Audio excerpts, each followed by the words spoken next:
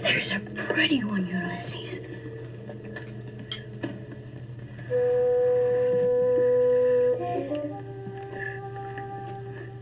There it is. Hello BookTube, I'm Sean the Book Maniac. Welcome back to my channel. Here I am with an indoor Friday Reads. It's not raining now, but it's grey and I have so many books to carry and I'm maybe a tad hungover, I'm not sure, but I just don't feel like going outside and then possibly it raining and me having to turn around and come back. I have just enough energy to do a spirited indoor Friday Reads, and that's what you're going to get. And I'm risking the glare on my glasses. I just got to hold my head a certain way to not glare. Let's just go with it, shall we? Hello, hello, hello. I've had a great reading week. I have lots to tell you. I have finished 4 books, and they were meaty books indeed.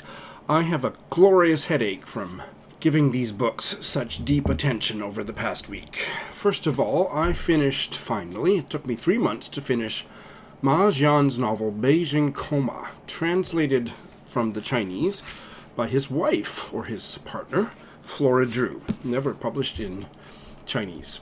He is an exile in the UK, and this is a very anti-Chinese government novel focused on the Tiananmen Square uprising and massacre. 666 pages. This novel just gutted me. I'm going to do a full review. Let me try to squeeze out a few comments here. It is about one of the protesters, one of the student protesters, I think not a real person, Dai Wei, who is shot as the government starts to clamp down on the protesters in Tiananmen Square, shot in the head and in a coma for 10 years. And he is remembering his life, the lives of his parents, and in granular detail, everything that happened in Tiananmen Square. He was high up in the ad hoc student organizers committee, but he wasn't the leader, and he was witness to a lot of the strategizing, the factionalism. He just kind of fell into it, and he describes how a lot of the other students just kind of fell into it. And this is such an incredible story about how a bunch of hapless students ended up changing the world, and then the clampdown. It's a real literary feat to... It's like writing a book about the Titanic. Everybody knows how it ends, and it ends tragically. And for Ma Jian to deepen my sense of the tragedy when I knew what was going to happen all along, that was amazing. That's all I can say at this stage. I am going to do a full review. I have a lot more to say. It might not be the place to start with Ma Jian, although I have not read anything else, but it is a real doorstopper of a novel. I feel a little bit like I have a Beijing Coma hangover. This was stunning. Beijing Coma was for Invisible Cities, and so was this next one for Iraq, the Book of Collateral Damage by Sinan Antoon, translated from the Arabic by Jonathan Wright. And I really enjoyed this too. I didn't love it, but I liked it. It was a little too auto-fiction-y for my taste, in a way that kind of distanced me, and I felt that the book lacked focus the way some auto-fiction does. And because of that, I'm not going to do a full review, unless it sits with me and perhaps makes me want to go back and reread it. But from a first reading, I really liked how the protagonist, who is basically a stand-in for the author, interweaves his story as an emigre from Iraq. He and his family left Iraq in the early 1990s for America, and he meets, just after or during the most recent Iraq war, he meets a bookseller in Baghdad who is also a writer and a very deeply wounded, psychically soul-wounded man who is keeping a catalog of all the things that were destroyed and lost in the opening minutes of the war and writing a fictional text. And the way that those two narratives bled together to the point where there is self-conscious admissions near the end of how the story is affected and the author was confused about who was speaking and so on. And there's interesting use of indentation to set it off. I wasn't always clear who was speaking, and I think I was meant to be a little bit confused about that, and that actually was really quite profound. It didn't ever grab me by the throat like Beijing Coma did, but I was also never bored. I will read more by Sinan Antoon, and I probably need to sit with this. I might have more to say in a week, but it certainly was very much worth my time. And the least successful of the books that I finished this week was this Irish novel from 1921, Gerald O'Donovan's Vocations. It started out good, and it ended up being a 3-star read. I'm more interested in the author's life than I ended up being interested in the novel. Gerald O'Donovan was an Irish priest, and he quit. And boy, he had some axes to grind in this novel. He died in 1942, aged 71. He left the priesthood in 1908. And he became the adulterous lover of his secretary, the English novelist Rose Macaulay, who, oh my God, I didn't know anything about that. They carried on a clandestine affair, so says Wikipedia, for 20 years. This novel is about an Irish middle-class family. They own a store and a pub, and the mother is deeply religious, and in her youth she had intentions of entering the convent, and instead she fell in love, and so she vowed to herself that to atone for her not going into the nunnery, that she would raise her daughters and make sure they got themselves there.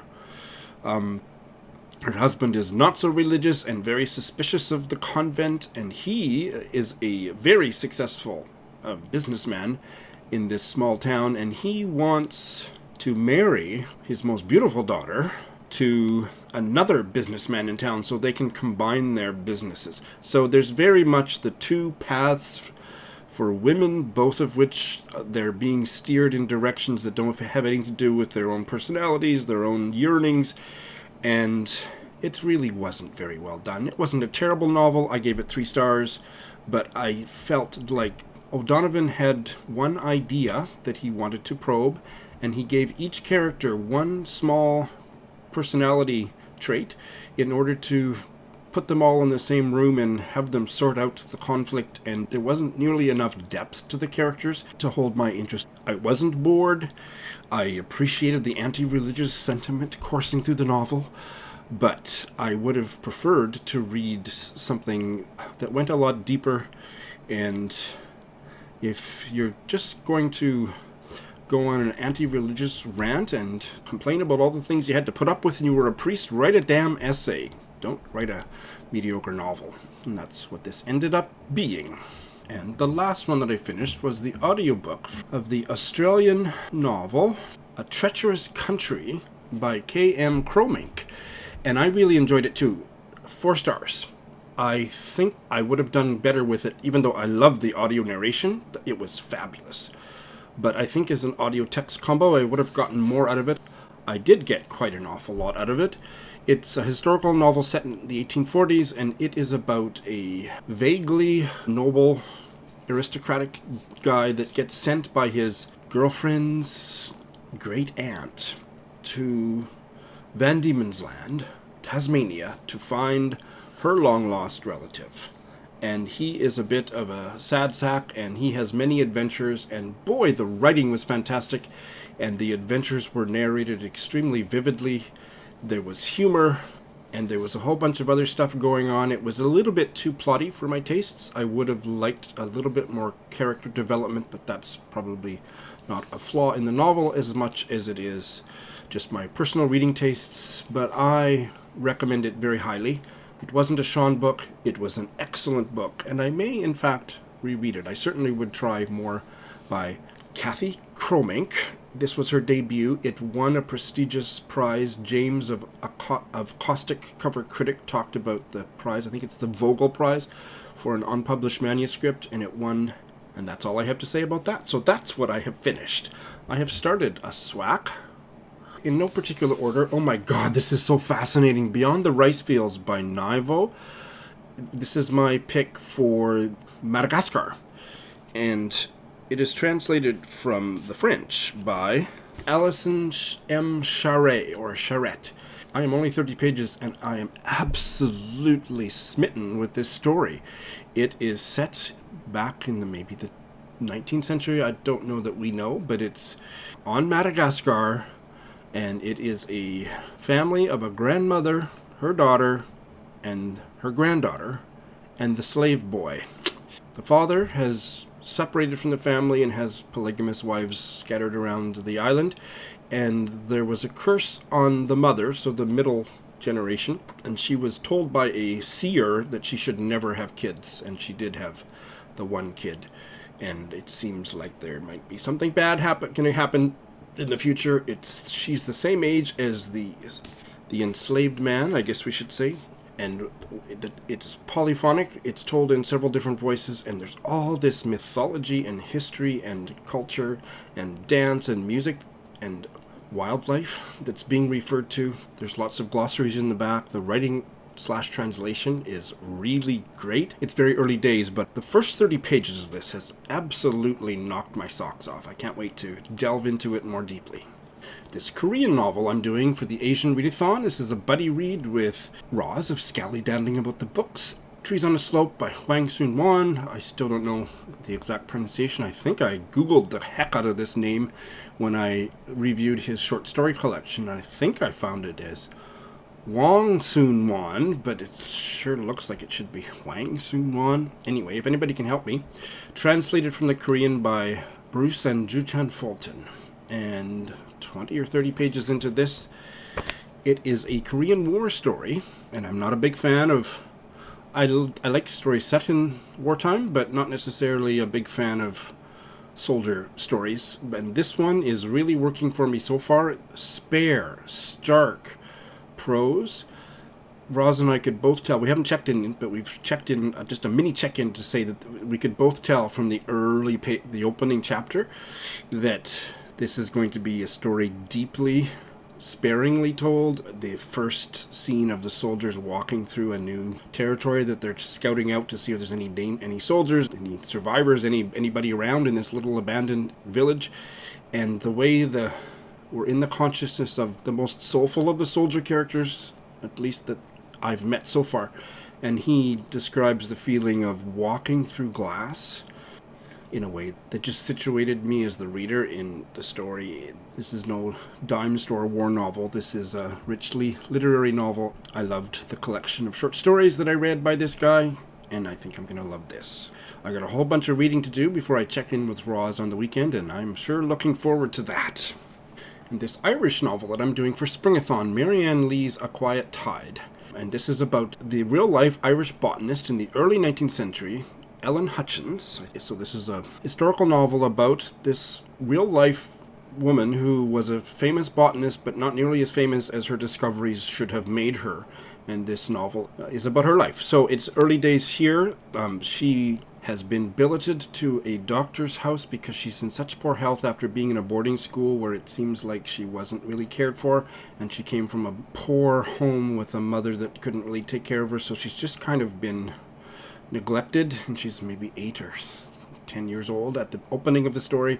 I can already see the beginning of her craving for scientific knowledge. The writing is really lovely. I haven't read enough to have much of an opinion other than that I'm interested to see where it goes. This one has really grabbed me. Sleeping Waters by John Trevena, pseudonym for Ernest J. Hannum. Never heard of the guy, except that I have this book. He was a British writer that was popular in his day and has been forgotten, but if this novel continues to be as engrossing as it is starting out to be, I plan to do my small part in changing that. And I'm also fascinated by Hannum Trevena's biography, because he actually was in what is now Saskatchewan, Canada, during the Meaty resistance in 1885, and I imagine that he was obviously on the wrong side. He was with those horrific colonial dudes from Canada supporting the British Canadians, but he has written novels and maybe non-fiction books about that I want to investigate. This novel is about a burnt-out priest who's sent by his friends to recover in Dartmoor. And he does recover, and he grows a Dartmoor man's body. So he gets really hunky and handsome, and he's kind of walking around having recovered from his mental and spiritual exhaustion and catching the eye of every young lass on the moors. So I don't know where the story's going, but I was immediately taken with the dialogue between the characters. It was fresh and showed character in a way that I just love. I don't like dialogue that propels the story forward or that seems to be mainly about filling in background information. I don't like that kind of dialogue, but dialogue that shows character, it was there from the first chapter, and the setting is really interesting. I'm starting to get more and more curious about setting, and this novel is rich about Exeter and Dartmoor, and I'm looking everything up on the map and looking at pictures and pummeling Roz with questions on Voxer and having a great time with it so far.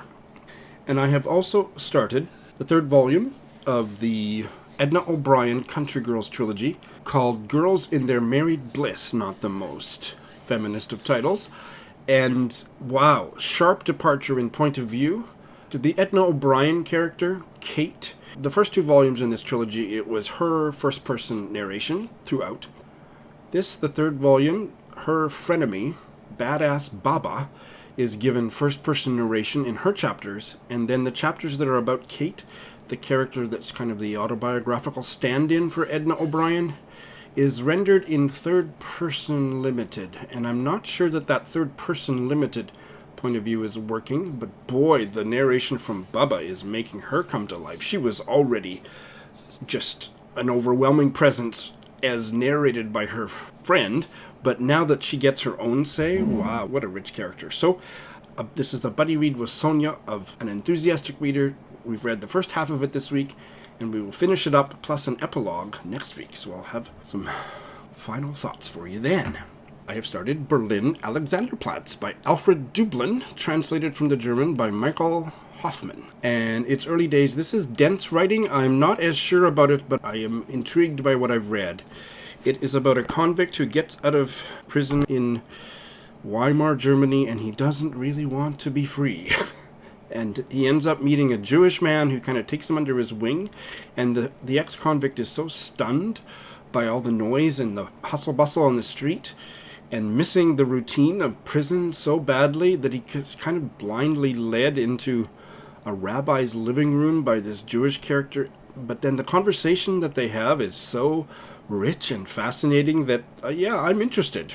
It's a bit strange, but its strangeness intrigues me. That's all I know how to say so far. And finally, I have been subjecting you poor Republicans through a lot of royal stuff, so I'll just say very briefly that I've started Elizabeth and Margaret. This is about them, and I keep putting my hand on Princess Margaret's nose, but I don't want to put it on her bust, so I will just hold the book like this, and maybe enough said. There are a lot of small mistakes in this. I mean, I check everything out, and I'm not fact-checking, I'm just always Googling stuff when I read nonfiction, especially about the royal family, and I found like 3 mistakes on one page. It's entertainingly written. Those are my first impressions. This is a buddy read with Tina Cover. So those are what I've started. That was 7. I have now been able to do the math. In the coming week, I'm planning to start a bunch. I'm not sure how many. Including the Wizard of Oz audiobook, which I didn't get to because I just finished the Australian novel on audio last night. So I will be starting the Wizard of Oz. And so that's one of the ones. And this is a buddy read with Lindy for Springathon, Towards a Prairie Atonement by Trevor Herriot. This is a work of anti-colonial nonfiction and history.